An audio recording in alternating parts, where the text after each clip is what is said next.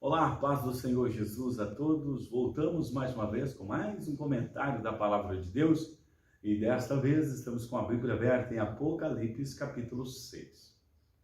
Vamos falar um pouquinho a respeito deste texto, aonde o nosso Boanerges, o apóstolo João, o discípulo do amor, também conhecido como irmão de Tiago, os famosos filhos do trovão.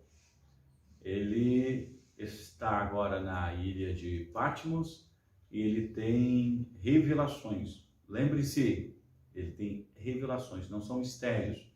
Ele tem revelações. Os mistérios que teve também no momento foi revelado. Teve as maiores revelações contidas nas Escrituras. Pode ser encontrada no livro de Apocalipse, que tem o nome de descobrir, tirar para a luz, tirar de baixo, trazer para a luz, isso que significa Apocalipse. Então, quando você ouvir falar que Apocalipse é enigmático, quando você ouvir falar que Apocalipse é cheio de mistérios, lembre-se dessas palavras, que Apocalipse significa revelação e não absolutamente mistério. E desta vez eu estou com a Bíblia aberta no capítulo 6. Capítulo 6, eu quero ler com vocês o quinto selo. Capítulo 6, a partir do versículo 9, nos diz assim: E havendo aberto o quinto selo, vi debaixo do altar as almas dos que foram mortos por amor da palavra de Deus, por amor do testemunho que deram. Clamavam com grande voz, dizendo: Até quando, ó verdadeiro e santo dominador, não julgas e vingas o nosso sangue dos que habitam sobre a terra? E foram dadas a cada um compridas vestes brancas, e foi-lhes dito que repousassem ainda um pouco de tempo, até que se completasse o número dos seus conservos, seus irmãos, que haveriam de ser mortos como eles foram. Esta maravilhosa visão do nosso apóstolo João, ele recebe as revelações que o mundo jamais havia visto ou imaginado. Ele fala da abertura do primeiro selo. Vamos falar um pouquinho do Apocalipse a partir do capítulo 1. No capítulo 1 mostra ele estando na ilha de Patmos. Em seguida, o texto mostra que ele recebe as cartas para serem enviadas às 7 igrejas da antiga Capadócia, que perfazem Ásia Menor, ou que nós chamamos hoje de região da Turquia. Ele recebe uma carta para Éfeso, Esmirna, Pérgamo, Tiatira, Sardes, Filadélfia e para Laodiceia. Esses nomes são nomes de cidades. Esses nomes não são nomes de igrejas, são nomes de cidades das quais a Igreja de Cristo estava situada. Desta vez, João recebe as cartas para ser enviado para estas respectivas cidades com suas igrejas. Agora, no capítulo 4, ele vê Deus assentado no trono, ele não consegue definir muitas coisas por causa do resplendor. Ele mostra de uma forma muito simples, dizendo: olha, tudo que vi, que brilhava mais do que o diamante, brilhava mais do que pedras preciosíssimas, e uma rara e muito pouca definição do brilho da pessoa do Todo-Poderoso assentado no seu respectivo trono de glória. No capítulo 5, ele vê Jesus Cristo em frente do trono. Quem está no trono tem um livro selado nas mãos. Aquele que está diante do trono, chamado Leão da tribo de Judá, ele é digno de pegar o livro da mão de quem está sentado no trono e de abrir e desatar seus 7 selos, pois o livro, respectivamente, estava selado com 7 selos. Então, se encontramos no capítulo 6. Primeiro selo, um cavaleiro com um cavalo branco, o cavaleiro tem um arco na mão. Segundo selo, o cavalo desta vez agora é vermelho, quem está sobre ele tem uma espada na mão. Já o terceiro selo, o cavaleiro é preto, quem está sentado sobre ele tem uma balança na mão. Quarto selo, o cavaleiro que está sentado é a morte e o cavalo é amarelo. Cada um com seus respectivos significados. E o quinto selo. ele vê almas debaixo do altar que fica situado na frente do trono de Deus. Escute, ele vê almas. Aqui ele não está tendo algo enigmático, aqui não é uma visão, aqui não é uma metáfora, presta bem atenção, esta palavra é metafórica. Não, isso aqui não é uma metáfora, isso aqui não é uma símile, isso daqui não é uma comparação, isso daqui, ele viu almas debaixo do altar que fica na frente do trono de Deus. A princípio, as almas que ele vê ali são almas daqueles que morreram por testemunho de Jesus, são mártires. Mas você analisando as escrituras, você percebe que diante do altar que está na frente do trono de Deus é exatamente onde se situa todas as almas, tanto de mártires como não mártires. Ah, pastor, então não significa que aquele lugar é um lugar apenas dos mártires. Não, aquele é o lugar onde fica todas as almas de todos os santos. Isto é, depois da morte e ressurreição de Cristo. É aqui que eu quero chegar. Antes da morte e da ressurreição de Jesus, este lugar não era revelado. Tanto é que ele veio ser revelado naquilo que nós chamamos de Apocalipse. Vamos tirar essa revelação, vamos trazer para a luz isso que está encoberto, vamos tirar para a luz, vamos tirar debaixo do pano.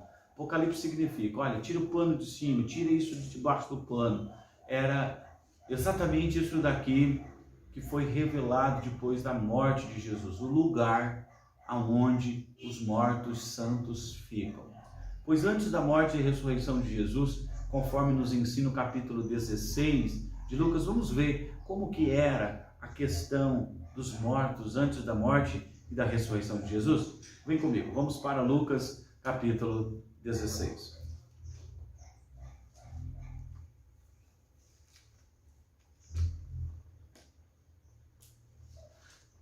Lucas capítulo 16, algumas versões, lembre-se que é apenas algumas versões, não chega a ser uma regra geral. Algumas versões colocou a parábola do rico e Lázaro, mas lembre-se que uma comparação não leva nomes, e aqui nós encontramos nomes, e então significa não ser uma parábola, mas sim uma história que Jesus contou e que Lucas, no seu ajuntamento dos fatos, ele está juntando agora as histórias a respeito de Jesus, e ele encontra esse relato de Jesus, e Lucas colocou em ordem no seu capítulo 16, e nós vamos ler agora a partir do versículo de número 19. Ora, havia um homem rico, vestia-se de púrpura, de linho finíssimo, vivia todos os dias arregalado e esplendidamente. Havia também um certo mendigo chamado Lázaro, que jazia cheio de chagas à porta daquele. Desejava saciar com as migalhas que caía da mesa do rico, os próprios cães vinham lamber as suas chagas. Aconteceu que o mendigo morreu e foi levado pelos anjos para o seio de Abraão. Percebe que aqui ele usa a expressão seio de Abraão, é exatamente uma parte dentro do inferno que separava o lugar de suplício, que separava o lugar de tormento do lugar onde os santos aguardavam a manifestação, aguardavam o nascimento do Messias, aguardavam a chegada do Salvador. Esse lugar é chamado de ser Abraão porque era exatamente onde Abraão estava. Agora o texto diz assim, o mendigo morre e é levado pelos anjos para este lugar chamado de seio de Abraão. Até então, também denominado como paraíso para eles. No entanto, não tinha nada de paraíso, era apenas uma forma de falar, porque esse paraíso aqui ainda faltava muito para verdadeiramente ser um paraíso. Cabe mais os termos da palavra como mundo dos mortos, ou mais conhecido como Hades. Dentro do Hades havia o lugar onde os santos ficaram à espera da promessa messiânica. O texto diz que o rico morre também, e fala assim, e o rico morreu e foi sepultado.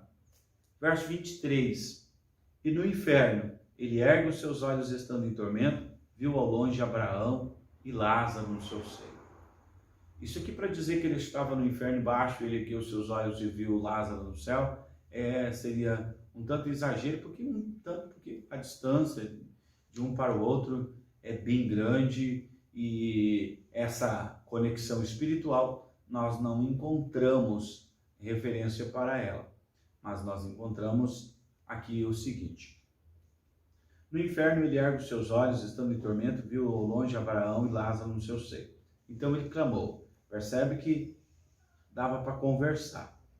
Pai Abraão, tem misericórdia de mim. Manda o Lázaro molhe na água a ponta do seu dedo e me refresca a língua, porque eu estou aqui atormentado nessa chama.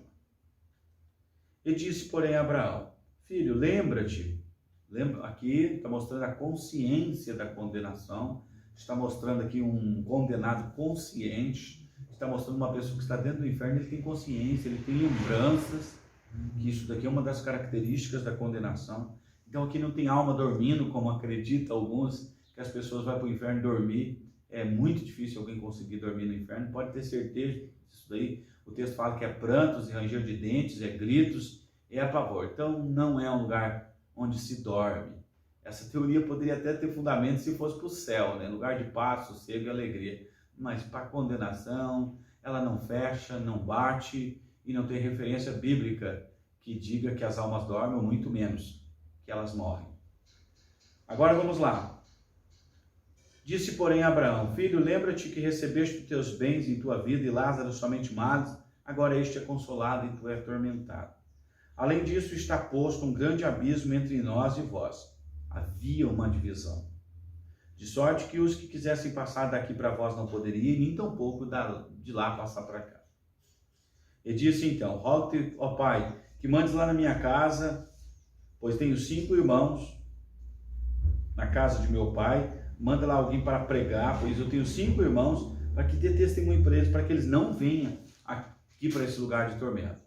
Disse, porém, Abraão: lá tem Moisés, ou seja, lá tem a lei, lá tem os profetas. Então ele está falando do período da lei e do período dos profetas. Ele está dizendo, olha, no período da lei, no período dos profetas, as pessoas que morriam iam para este lugar. É isso que o texto está se referindo.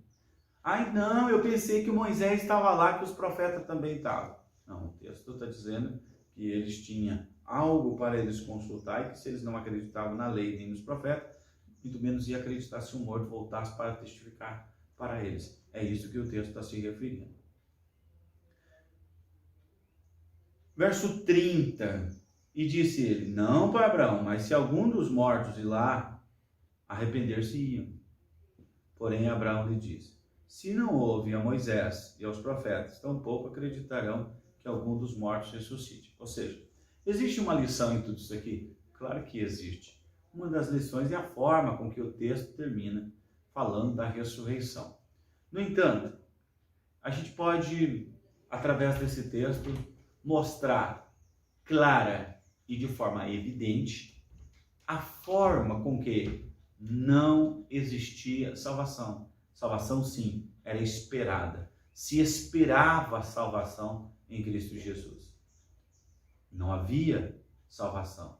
Era necessário Jesus nascer, morrer e ressuscitar para que a obra da salvação pudesse instalar suas colunas, como de fato aconteceu.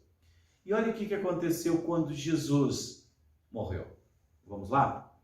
Os Salmos de número 109 fala algo muito interessante.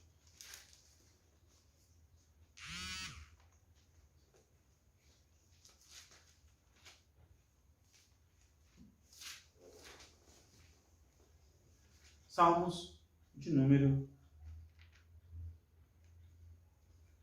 Eu falei 109, mas vamos para o 16.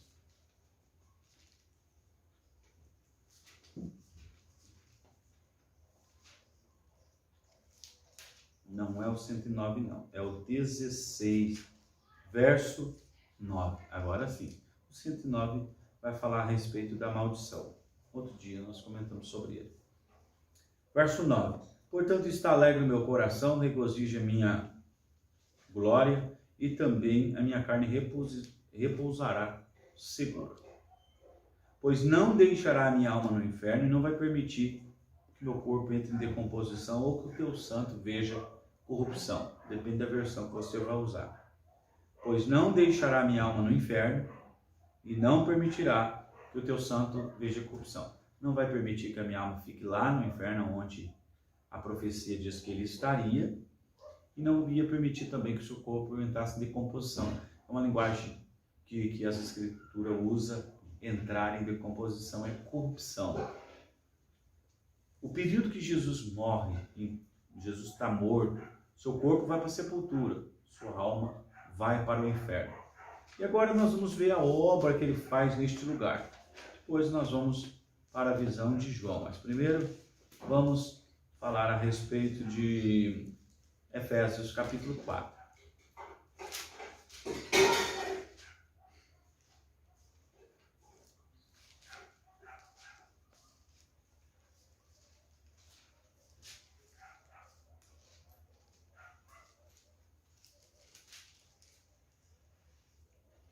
Efésios no capítulo 4, a partir do versículo 8, nos diz assim: Portanto, ou por isso diz, subindo ao alto, levou o cativo o cativeiro e deu dons aos homens. Ora, isto é, ele que subiu é que senão também tinha descido às partes mais baixas da terra. Aquele que desceu ao inferno, às partes mais baixas da terra, também é o mesmo que subiu acima dos céus para cumprir todas as coisas. Ele mesmo deu uns para apóstolos, profetas, evangelistas, pastores, doutores. Aqui está falando da obra que Jesus foi, o lugar que ele foi. Mas o que ele foi fazer lá? Aí nós precisamos ler Pedro. Precisamos ler Pedro.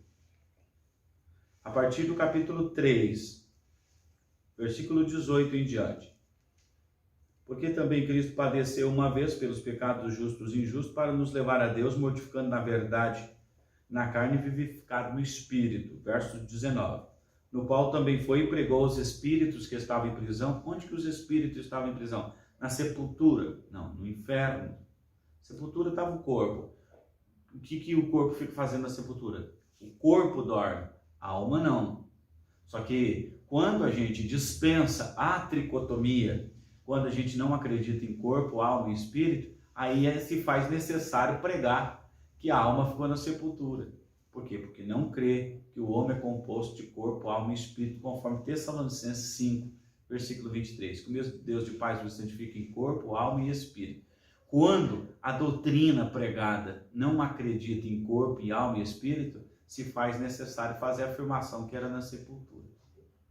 Porque se fazer outra afirmação diferente, vai concordar que nós somos compostos de corpo, de alma e de espírito.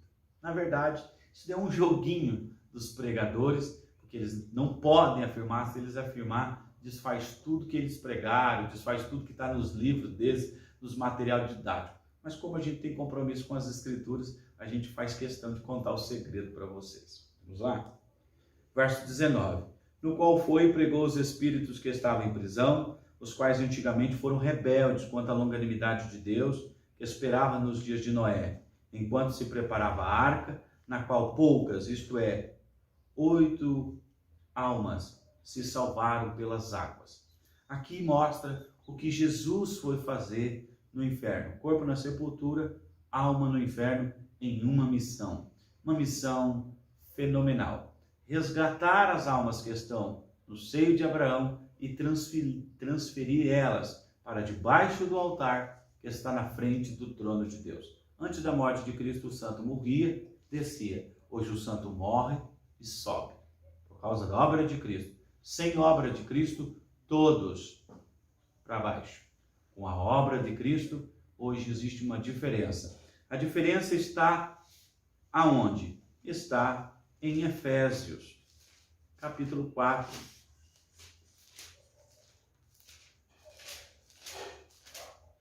Observa como que o texto diz, mas se faz necessário prestar atenção no que o texto está falando. Efésios, capítulo 4, versículo 8. Por isso diz, subindo ao alto, levou o cativo o cativeiro. O que é levar cativo o cativeiro? É pegar Satanás e prendê-lo? Ou subindo ao alto, levou o cativo, o cativeiro? Os que estavam em cativeiro foram levados. Se você ler Mateus 27, 51, 52, vai estar escrito que Jesus, na sua morte, sepulcros se abriram. Na sua ressurreição, santos ressuscitaram com ele. Você tem noção do que significa isso? Salvação. Isso não é uma obra, olha, ressuscita aqui para morrer ali. Não, isso é salvação. Jesus veio para salvar. Jesus salvou na terra, Jesus salvou no inferno, Jesus salvou no céu. A sua obra foi completa. Não precisa Jesus vir para completar sua obra. A obra de Jesus foi completa quando ele disse: Pai, está consumado. O escritor de Hebreus diz que ele entrou no santuário, não com sangue de bode, mas com seu próprio sangue. O sacrifício foi completo. Ah, mas eu aprendi que Jesus não terminou a obra. Lamentavelmente, você não aprendeu com as Escrituras. Você deve ter aprendido com algum homem ou com alguma mulher que entendia do seu próprio jeito. Convido você a entender do jeito das Escrituras, a ler as epístolas, a ler até decorar as epístolas de Pedro, de Paulo. Eu convido você, eu desafio você a decorar os escritos apostólicos. Então, nós teremos uma excelente conversa com base nas Escrituras. Aqui no capítulo 5 de Pedro, ele faz menção de algo muito interessante. Olha só a forma que ele fala. Então, no capítulo 3, verso 19, diz: no qual foi e pregou aos espíritos que estavam em prisão, os quais antigamente foram desobedientes quanto à longanimidade de Deus esperava nos dias de Noé. Agora, capítulo 4, versículo 5: os quais hão de dar conta ao que está preparado para julgar os vivos e os mortos. Ele vai julgar os vivos e os mortos. Me diga uma coisa: que jeito que Jesus vai julgar os mortos se os mortos foram condenados sem saber por que foram condenados, como foi o caso do dilúvio? Quantas crianças foram mortas no dilúvio? E que condenação é essa? Que se condena alguém sem saber por que foi condenado? Isso não existe. Nós estamos falando de um Deus justo, mas aqui nós encontramos uma obra de Cristo justamente para alcançar, para pregar, para dar testemunho de Deus, para que não haja injustiça. Olha o que o texto diz: porque por isso foi pregado o evangelho também para os mortos. Imagina Jesus pregando para os mortos e os mortos dormindo. Ora, você quer acreditar nisso? Eu convido você a ler as Escrituras. Você acreditar que Jesus pregou para uma pessoa dormindo, o sono da alma, por favor, isso é bem desnexo. Isso é para pessoas que não têm no que acreditar, né? Está chegando agora, por favor, né? Olha aqui que o texto está dizendo: por isso o evangelho foi pregado para os mortos, para que na verdade fossem julgados segundo os homens, mas na carne, mas no espírito vivessem segundo Deus. Confira lá, 1 Pedro 4, versículo 6. Você vai entender a obra de Cristo, tanto na terra, como no inferno, como no céu. Jesus é maravilhoso. Agora, quando a gente lê, chegamos no texto, no capítulo 6 de Apocalipse, ele vê as almas debaixo do altar que está na frente do trono de Deus. Por que elas estão lá? Porque exatamente a partir de Cristo, eu vou usar essa expressão e com muito gosto, a partir de Cristo, debaixo do altar, que fica na frente do trono de Deus, é exatamente onde ficam as almas. Elas não ficam mais no Hades. As almas dos santos não ficam mais num lugar de tormento ou com uma vizinhança perturbando. Agora, através de Cristo Jesus, o santo, quando ele morre, ele sobe para debaixo do altar que está na frente do trono de Deus. Agora escute. Interessante é o seguinte, que debaixo do altar que está na frente do trono de Deus, elas não estão dormindo, elas estão clamando. Então você que imagine que os santos foram para o céu para dormir e que os santos você está enganado. Você precisa consultar as Escrituras. Se ir para o inferno, não vai dormir, pode ter certeza disso, não queira ter a certeza, tá bom? E se ir para debaixo do altar que está na frente do trono de Deus, as almas também não dormem. Elas não cansam e nem descansam. Nesse texto aqui, elas estão ativas, conscientes. Então eu convido você, meu irmão, minha irmã, para analisar o texto e preste bem atenção. Essa visão, ela é maravilhosa, é encantadora, esta visão dos salvos debaixo do altar que está na frente do trono de Deus. Eu convido você para analisar as Escrituras e fuja das heresias e abraça a mensagem maravilhosa das Escrituras. Aí está o significado do capítulo 6 de Apocalipse, do versículo 9. Vi debaixo do altar as almas dos que foram mortos. Somente os mártires? Não, todos os santos. Este é o lugar. Os santos aguardam a sétima trombeta para ressuscitarem com Cristo. O texto diz em Tessalonicenses que quando Jesus vir no toque da sétima trombeta, os santos virão com ele. Os santos não irão com ele. Os santos virão com ele para, na ressurreição, assumirem o seu novo corpo para estarem para sempre com o Senhor. Deus te abençoe e bom estudo.